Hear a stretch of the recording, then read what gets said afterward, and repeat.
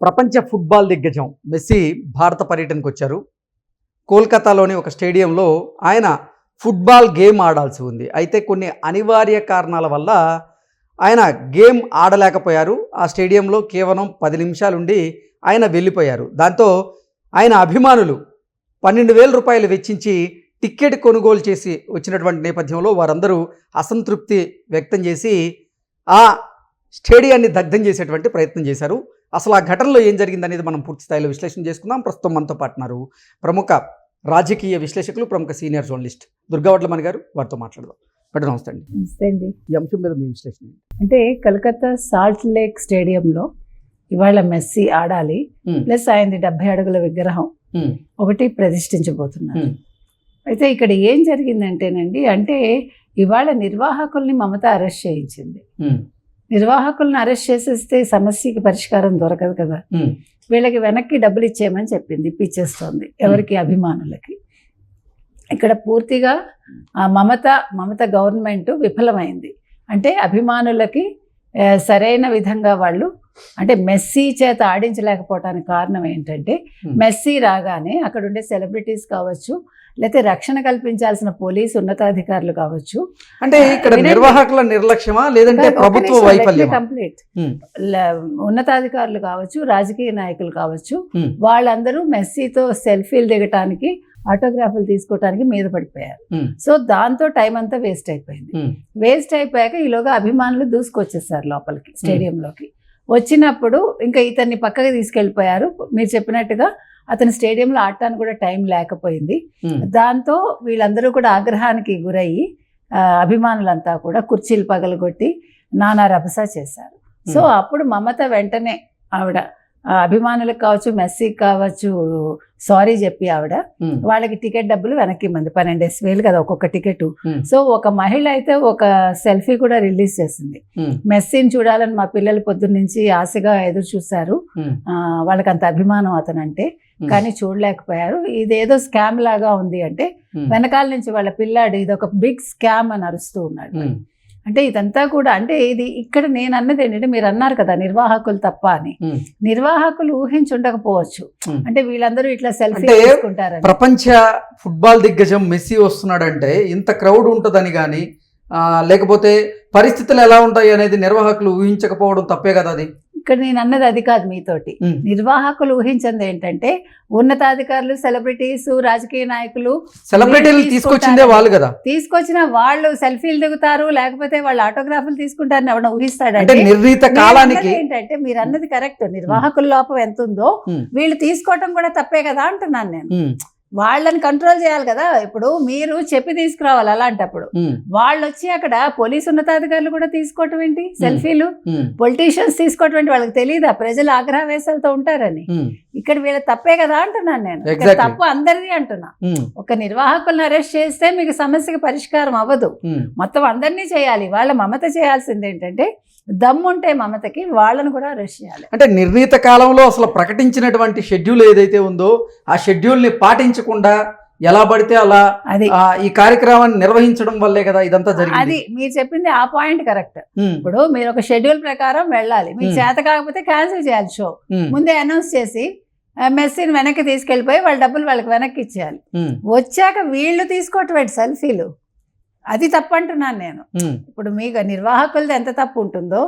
ఇప్పుడు ఇన్ని జరిగాయండి మనకి భారతదేశంలో.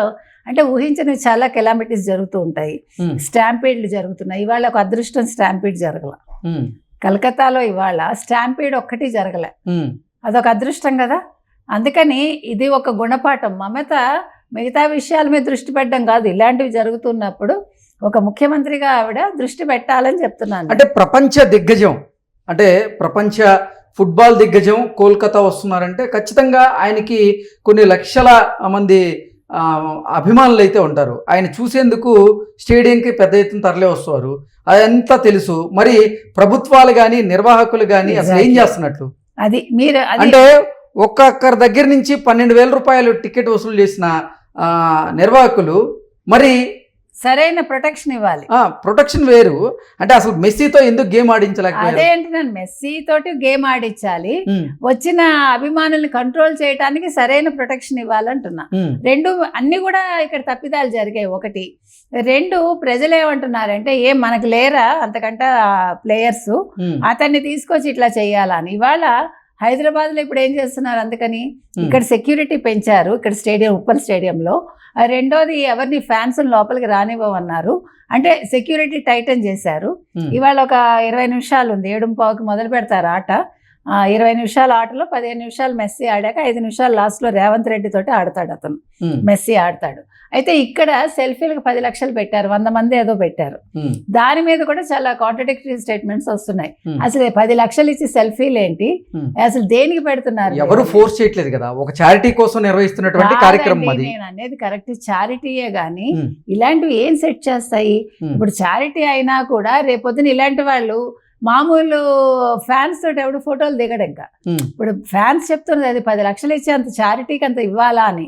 ఇప్పుడు వాళ్ళు అడుగుతున్నది అది కూడా కరెక్టే కదా. అంటే ఎవరు ఇప్పుడు వాళ్ళైనా సరే ఎవరు బలవంతం చేయట్లేదు. ఎవరికైతే స్తోమత ఉందో వాళ్ళు పోయి దిగేటువంటి ప్రయత్నం చేస్తున్నారు. మాట ఏమొచ్చింది తెలుసా, ఇప్పుడు 100 కోట్లు ఖర్చు పెట్టి ఇప్పుడు మెస్సీది ఇక్కడ పెట్టాలా అని కూడా ప్రజలు అడుగుతున్నారు.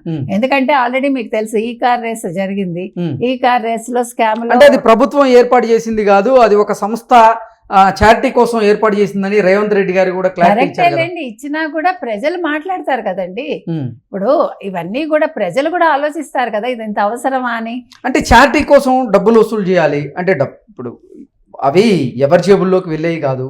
ఒక చారిటీ కార్యక్రమం కోసం మేము ఏర్పాటు చేస్తున్నాం అంటూ నిర్వాహకులు చెప్తున్నారు. ఆ చారిటీ కోసమే అసలు మెస్సీ ఇండియా పర్యటనకు వచ్చాడు, లేకపోతే ఆయన రావాల్సిన అవసరం లేదు కదా. ఒక చిన్న యాడ్ చేస్తే కొన్ని వేల కోట్ల రూపాయలు ఆయన అకౌంట్లో పడతాయి. అలాంటిదేలేండి. ఏది ఏమైనా ఇప్పుడు మనకి ఏమైతుందంటేనండి, ఇదివరకుట్లా కాదు, సోషల్ మీడియా వచ్చాక అభిమానం పెరిగిపోతుంది. మీకు చాలా చిన్న, ఇదివరకంటే ఇలా ఇంత ప్రజలు వచ్చే అవకాశం కూడా లేదు. ఇప్పుడు ఏదైనా చిన్నది జరుగుతోందంటే, హ్యాపెనింగ్ అంటేనే ప్రజలు వచ్చేస్తున్నారు, డబ్బులు కూడా ఖర్చు పెడుతున్నారు. సో స్టాంపీడ్లు జరుగుతున్నాయి, రకరకాల ప్రాబ్లమ్స్. ఇప్పుడు ఇక్కడ ఎవరిని మీరు బ్లేమ్ చేస్తారు, అది నేను అంటున్నా.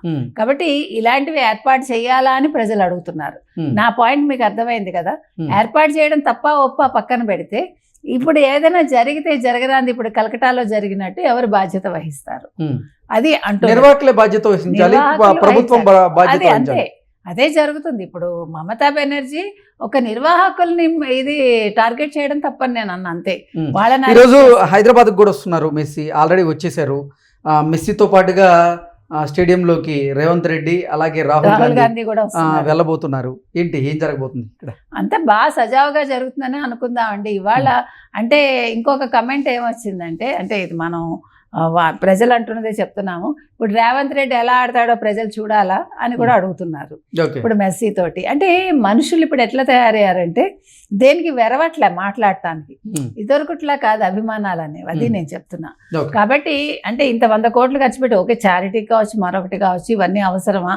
ఇప్పుడు ప్రతిదానికి ఏమవుతుందంటేనండి, ఈవెన్ మనకి ఏమంటారు, ప్రతిదీ డైవర్షన్ అయిపోతుంది, ట్రాఫిక్, ప్రజలు ఇబ్బంది పడ్డం, ఇవన్నీ అవసరమా అని ఆలోచిస్తున్నారు. ఎందుకంటే మనది జీవితం వేగం అయిపోయింది కాబట్టి ఈ వేగంలో ఇవన్నీ కూడా రకరకాల అంశాలు ప్రస్తావనకు వస్తున్నాయి. ఇక్కడ మంచి చెడు ఎవరం ఏది చెప్పలేం. కాకపోతే ఏంటంటే ఆ సందర్భాన్ని బట్టి ఇవాళ ఏమీ జరగలేదు, సజావుగా అయిపోయింది అనుకోండి, ఎవడు దాని గురించి మాట్లాడు. చిన్న తేడా వస్తే దానికి మూల్యం చెల్లించుకోవాల్సింది ప్రభుత్వము, నిర్వాహకులు. ఓకే అండి, థ్యాంక్ యూ.